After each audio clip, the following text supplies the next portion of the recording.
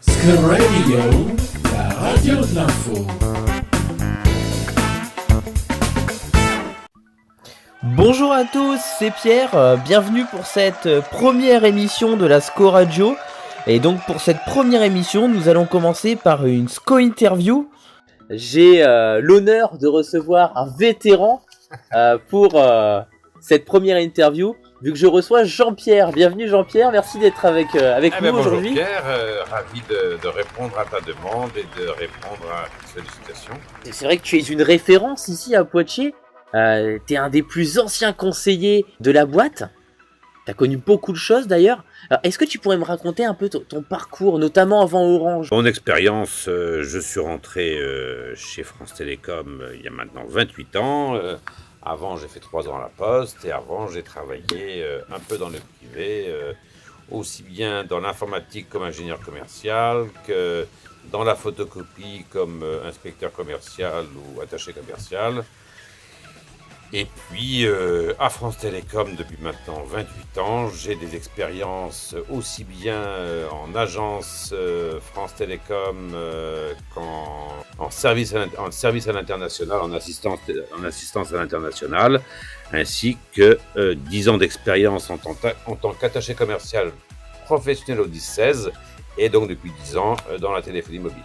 Au 10-16, donc t'as fait du professionnel, Jean-Pierre ? Tout à fait, j'ai vendu des produits, services, France Télécom, puisqu'à l'époque c'était encore France Télécom, puis Orange, effectivement, à des professionnels comme des entreprises, des petites entreprises, des professions libérales, des commerçants, des artisans, et donc c'était très diversifié avec notamment toute la montée du développement de l'Internet, commençant par des accès bas débit avec Wanadoo, jusqu'au haut débit, puis au très haut débit avec la fibre. Tu as connu beaucoup de choses du coup, Jean-Pierre. Est-ce qu'il y a des tâches que tu as effectuées ces dernières années qui t'ont particulièrement marqué ? J'ai apprécié quand je travaillais dans la téléphonie mobile, puisqu'autant qu'on parle plutôt de la téléphonie mobile chez Orange, aujourd'hui il me semble, quand je dis la téléphonie mobile, bien sûr, ça concerne au sens large avec abonnement mobile, plus open, etc. J'ai tendance à dire qu'il y a une étape que j'ai beaucoup appréciée, c'est quand j'étais au service fidélisation, dans la partie fidélisation d'Orange, anciennement CCOR qui est devenu SCO, où on était une partie de l'équipe de Poitiers attachée à proposer des solutions beaucoup plus fidélisantes que les réponses en appel direct, et c'était très valorisant parce que ça demandait à la fois un travail de réflexion, ça demandait à convaincre le client, ça demandait à le faire changer d'avis, ça demandait donc tout un travail de dialogue, de négociation et d'argumentation qui permettait donc, je dirais, d'avoir un travail plus riche, plus intéressant, plus varié que la simple réponse aux appels en direct, même si répondre aux appels en direct est intéressant, mais la fidélisation, toute la partie fidélisation, quand on travaillait essentiellement sur cet aspect-là, c'était très riche. Du fait de ton ancienneté, Jean-Pierre, t'as dû quand même connaître beaucoup de changements, notamment sur le plateau. Ça fait quand même maintenant pas mal d'années que tu es ici, tu es présent ici. T'as dû connaître beaucoup de changements, notamment dans la stratégie d'Orange. Comment tu les trouves, ces changements, aujourd'hui ? Il y a des changements qui ont eu lieu, si on parle du plateau, on peut dire qu'il y a quand même un aspect un petit peu, une évolution un petit peu dommageable. C'est quand même une grosse fonte des effectifs, une grosse baisse des effectifs. Maintenant, en termes de stratégie d'Orange, on peut dire que il n'y a pas si longtemps, le client était au centre de nos préoccupations. Le client au centre et le client au cœur, et maintenant c'est toujours également le client au cœur de nos préoccupations, puisqu'on cherche à faire vivre l'expérience client la plus intéressante pour le client.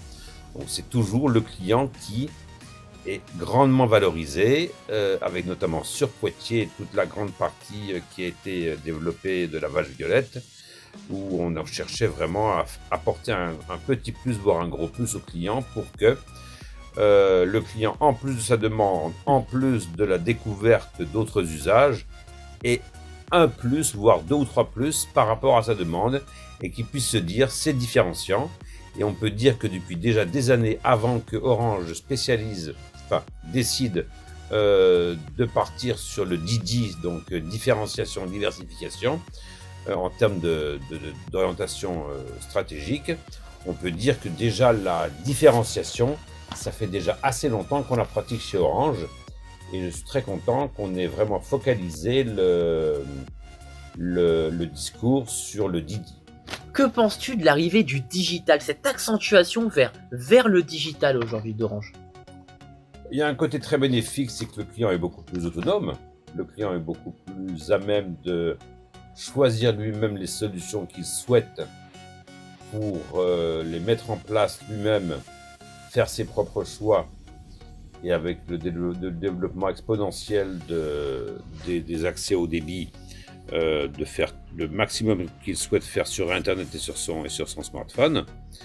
Maintenant, je pense à titre personnel qu'il est très bon d'avoir quand même pour un client expérimenté et très digitalisé, il est quand même excellent d'avoir des conseillers qui puissent le guider, soit le guider sur des offres qu'on propose, soit par exemple lui donner quelques informations et également lui parler de certaines évolutions. Et je pense que le digital est un complément, doit être un complément, même si le complément devient majeur par rapport aux besoins des clients. Je pense qu'il doit toujours rester une grosse partie conseil client par des conseillers femmes et hommes. Mais je pense que le digital, c'est un gros progrès en termes de rapidité, en termes de gain de temps pour le client, en termes de fluidité de ses demandes. J'aurais tendance à dire, pour résumer, que le digital est un gros progrès, mais je suis favorable toujours au dialogue humain entre les conseillers et les clients, pour que les clients aient un dialogue qui, dans certains cas, est beaucoup plus fructueux que le simple fait d'aller sur son ordinateur ou sur son smartphone pour faire des modifications. Et d'ailleurs, maintenant, Jean-Pierre, les deux sont possibles. Oui. Avec cette nouvelle démarche qui a été mise en place par Orange, quand un conseiller parle avec un client, le client peut désormais, par la suite, aller sur la boutique Orange, oui, prendre un produit ou un service, et la rémunération va au conseiller. C'est quand même une superbe démarche de la part d'Orange, qu'en penses-tu? Oui, c'est une très belle démarche d'Orange parce que cela permet de valoriser encore une fois le travail du conseiller qui aura peut-être fait l'essentiel du travail, et si le client décide de réfléchir 24 heures et de prendre lui-même la formule, on peut dire que ce qui aura déterminé le choix du client, c'est bel et bien effectivement le discours du conseiller. C'est très bien que soit valorisé ainsi ce type de vente qui effectivement sont en grande partie dues dans ces cas-là au travail que le conseiller a fait. Ce que j'apprécie, c'est le côté reconnaissance du travail du conseiller qui dans ce cas-là est vraiment marqué. D'accord. Dis-moi Jean-Pierre, on m'a raconté une petite anecdote. Oui. Alors, selon tes collègues, Oui. tu serais le référent à qui on confie les clients anglophones sur le plateau. Oui, c'est exact. C'est vrai que comme j'ai étudié l'anglais quand même de longues années, puisque je peux dire, si je calcule bien, que entre mes années de lycée, mes années d'étudiant, je l'ai étudié 13 années de façon assez intense. On peut dire que j'ai fait des séjours dans des pays anglo-saxons, bien sûr. J'ai eu plaisir à de longues reprises de parler à des clients étrangers quand j'étais en région parisienne. Je parle l'anglais bien, je ne le parle pas couramment. C'est toujours ce que je dis à mes clients. I don't speak English fluently, but I speak good English. Je ne parle pas anglais couramment, mais je parle un bon anglais. Ça me permet comme ça de parler avec des clients anglais. Quand un client anglais a besoin d'avoir un dialogue plus complet, on me demande dans certains cas de rappeler un client anglais. Je le fais volontiers parce que pour moi, c'est facile. D'accord, mais du coup, avec ta connaissance de l'anglais, dis-moi, pour parler un petit peu musique, t'es plus chanson anglaise ou française? Ça dépend. Les groupes, moi je suis assez peut-être un petit peu rétro sur mes goûts, puisque j'ai peut-être pas beaucoup évolué par rapport à mes années de jeune homme étudiant, mais j'aimais beaucoup danser sur certaines musiques. Et je trouve que le groupe des Beatles a été un référent majeur de la fin du XXe siècle. Hein. J'ai beaucoup aimé les Pink Floyd aussi, bien sûr, mais c'est vrai que je ne connais pas. J'aime beaucoup Sting, pas forcément quand il était en Police, mais ultérieurement. Maintenant, je ne peux pas dire que je connais beaucoup les musiques actuelles en termes de groupe. Je me suis un peu rabattu à nouveau sur les musiques plus classiques comme les grands compositeurs de musique classique. Je connais mal les groupes aujourd'hui, aussi bien l'électro que le rap, donc je connais mal les noms des groupes, mais j'écoute volontiers de la musique quand je peux l'écouter. D'accord. Si on devait écouter une musique des Beatles, des Pink Floyd, t'en as une qui te vient à l'esprit, là, comme ça? Non, parce que, enfin, oui et non, oui, bien sûr, il y a toute une série de musique, mais j'ai pas de titre qui me vient à l'esprit immédiatement. Non, là, je suis désolé de pas te donner un exemple. C'est pas grave, Jean-Pierre. Écoute, pour te faire plaisir, je te mets un titre des Pink Floyd là maintenant, tout de suite à la radio. Nous sommes de retour après ce bref instant musique, toujours avec Jean-Pierre. Il est resté, hein, il est pas parti. Non, ravi d'être encore avec toi, Pierre.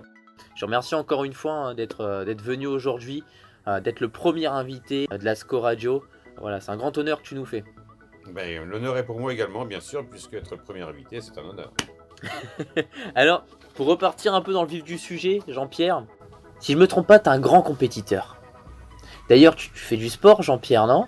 Oui, j'ai pratiqué différents sports. Actuellement, je pratique le karaté, mais c'est vrai que j'ai pratiqué différents sports. Du patinage artistique pendant 7 ans en faisant quelques compétitions. Enfin, je n'ai fait une seule en fait, mais bon, j'ai quand même fait du patinage artistique dans de bonnes conditions. J'ai couru des marathons des 100 km, donc notamment le marathon de Paris à 2 reprises, des 100 km. Donc c'est vrai que ça demande un minimum d'entraînement, voire un maximum d'entraînement pour faire 100 km. Et puis je fais du karaté actuellement, donc j'apprécie le sport. Tout à fait. Dis-moi, Jean-Pierre, et il paraît que t'adores les challenges. On m'a dit que t'adorais les challenges au sein du SCO. Est-ce que c'est cet esprit justement sportif qui donne envie de relever ces challenges? Alors, je vais être parfaitement franc avec toi au risque de te contredire un petit peu. J'apprécie les challenges, c'est exact. Maintenant, c'est vrai qu'il y a un côté positif et un côté qui est plus difficile. Le côté positif, c'est quand un challenge commence, c'est peut-être effectivement un côté esprit compétition, volonté de performance. J'aime avoir de bons résultats comme chacun, mais peut-être plus que d'autres, je ne sais pas. Toujours est-il que le côté parfois un petit peu dur, c'est que les challenges, quand il y en a trop et qui sont trop rapprochés, je me dis, il y aura un petit bémol, ce serait pas plus mal. Mais c'est vrai que par principe, quand un challenge a lieu, j'apprécie de jouer le jeu et j'essaie de bien figurer ou de bien me comporter, de bien réussir à tirer mon épingle du jeu, voilà. Et il y a un challenge en particulier qui t'a marqué ces dernières années? Est-ce que tu te souviens d'un challenge en particulier qui aurait pu te marquer?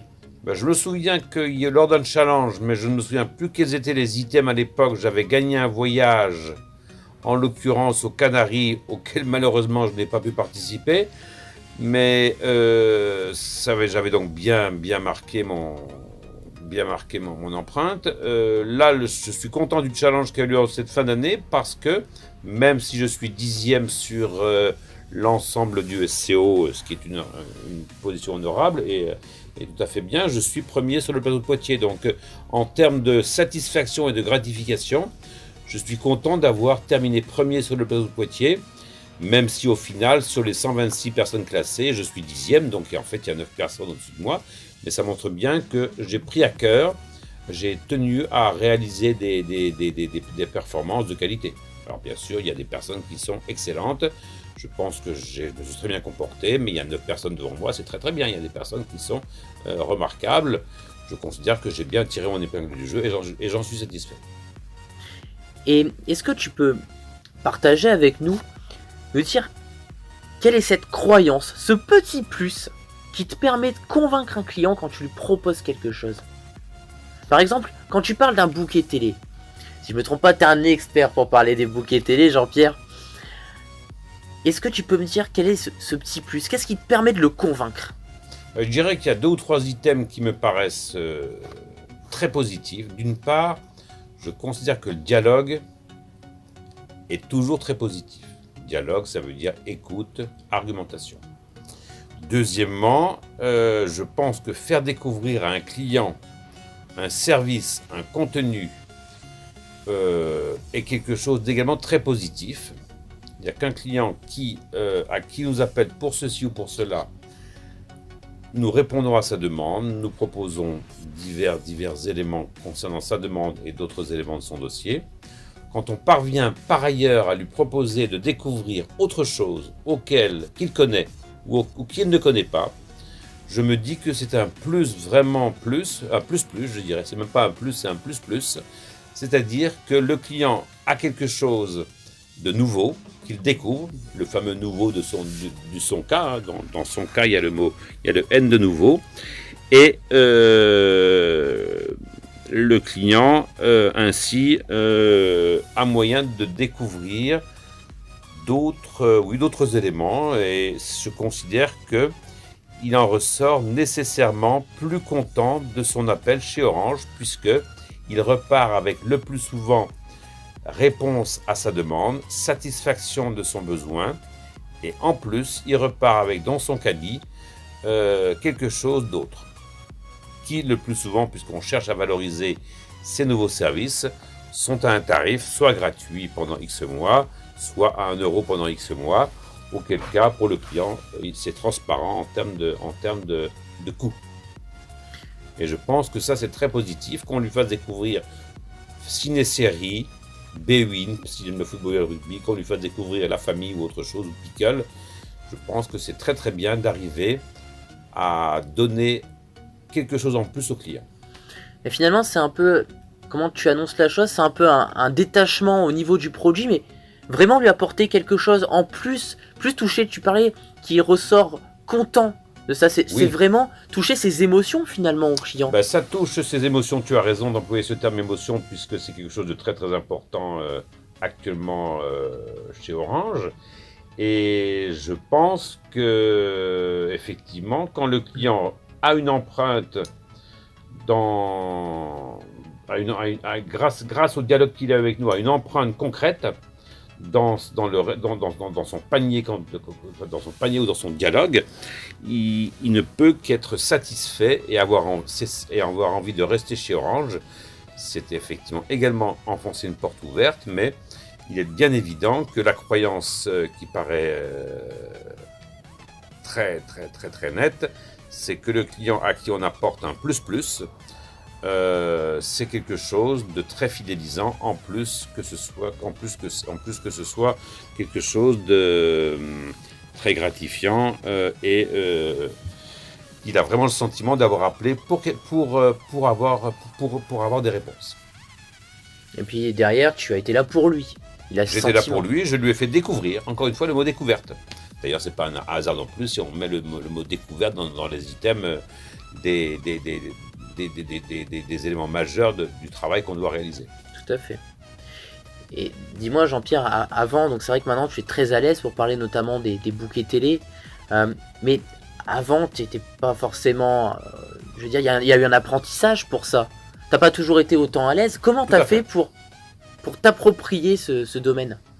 Eh bien, le fait d'être passé sur le parc open, puisqu'avant on était sur le parc mobile, on est sur parc mobile avec quelques gestions de clients, quelques ventes d'offres open, mais c'est vrai que comme on travaillait sur le parc mobile, il était beaucoup plus difficile de parler de façon systématique des bouquets, tandis que là, en étant sur un parc open, il est bien évident que le client a la télévision dans 9 cas sur 10 et qu'il suffit de systématiser la proposition et là d'argumenter. Il suffit le déclic, c'est tout simplement d'être passé sur le parc open où effectivement, comme le client automatiquement dans 9 cas sur 10 a accès à la télévision, ça fait partie, je dirais, du minimum nécessaire que de lui proposer les bouquets de télévision. Et forcément, quand on propose 10 ou 15 fois, si on argumente qu'on le fait de façon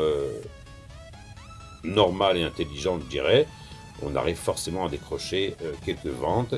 Et quand en plus il y a des promotions, là il suffit de systématiser de façon nette et forte pour que de quelques ventes on passe à de nombreuses ventes. Et dis-moi, Jean-Pierre, il y a eu un challenge qui a été lancé dernièrement dans ton équipe. T'en as pensé quoi de ce challenge ? Alors le challenge de mon équipe, il était très bien. Catalina qui l'a organisé a très bien mené les éléments. Là, j'ai été un petit peu en deçà moi-même. L'équipe dans laquelle j'étais, on est un petit peu en deçà de l'autre équipe. Mais ce qu'a fait Catalina sur à la fois les produits choisis, qui sont les montées en valeur, et d'autre part les assurances, ça me paraît un très bon choix. J'ai trouvé que ta collègue Catalina a très bien fait les choses et a très bien mené le suivi du challenge. Et je pense qu'on a de très bonnes chances de réussir le nombre de ventes qu'elle souhaitait au départ, qu'elle avait défini, sans doute avec les managers, pour aboutir aux résultats souhaités. Et je pense que ça nous a motivés, à la fois pour nous, et puis également pour elle. Je pense qu'on a eu à cœur de vouloir, pour que ce soit positif pour elle, on a eu à cœur, je pense, de jouer le jeu de façon importante pour qu'elle puisse avoir une validation positive de ce challenge. Très bien. Eh bien, écoute Jean-Pierre, moi j'en ai fini avec les questions. Très bien. Je te remercie, en tout cas, pour ta participation aujourd'hui. J'ai un message pour toi, de Jean-François, Oui. ton manager, qui te remercie de ta participation, notamment sur les upsells, Oui. de ton implication sur la tenue des objectifs qualitatifs et quantitatifs, et surtout pour ta bonne humeur, Jean-Pierre. Bon, écoute, je pense qu'effectivement c'est important d'être zen et d'être empathique. En tout cas, on sent que tu es comme ça, et ça fait vraiment plaisir. Et je te remercie encore une fois d'être venu aujourd'hui pour cette première SCO Interview. Merci à toi et puis bonnes interviews suivantes pour le développement de ce projet que tu mènes. Et puis j'espère que tu reviendras prochainement, pourquoi pas. Très bien. Je te souhaite une bonne journée, Jean-Pierre. Merci à toi, Pierre. SCO Radio, la radio de l'info.